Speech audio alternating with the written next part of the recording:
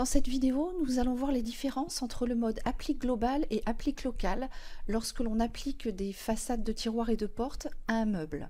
Alors, on a créé ici un meuble avec une profondeur de 500 mm. Pour sélectionner rapidement vos tiroirs, vous avez la possibilité d'enfoncer la touche Shift et de faire un clic gauche avec la souris. C'est valable aussi pour sélectionner toutes les parties de votre meuble. On voit qu'on est ici en mode encastré, c'est-à-dire que les façades de tiroirs affleurent avec l'ensemble des éléments qui composent le corps de meuble. On va passer en applique globale. Donc là, vous voyez que les façades des tiroirs chevauchent en fait l'ensemble du corps de meuble, y compris le montant central. Si on regarde la profondeur du meuble, on voit qu'on est toujours à 500 mm.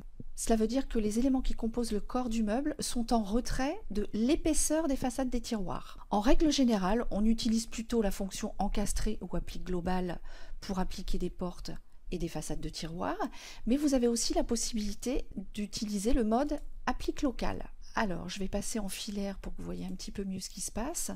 Avec le mode applique local, ce sont uniquement les éléments du corps de meuble qui sont en contact direct avec les façades de tiroirs qui vont être en retrait de l'épaisseur des façades de tiroirs.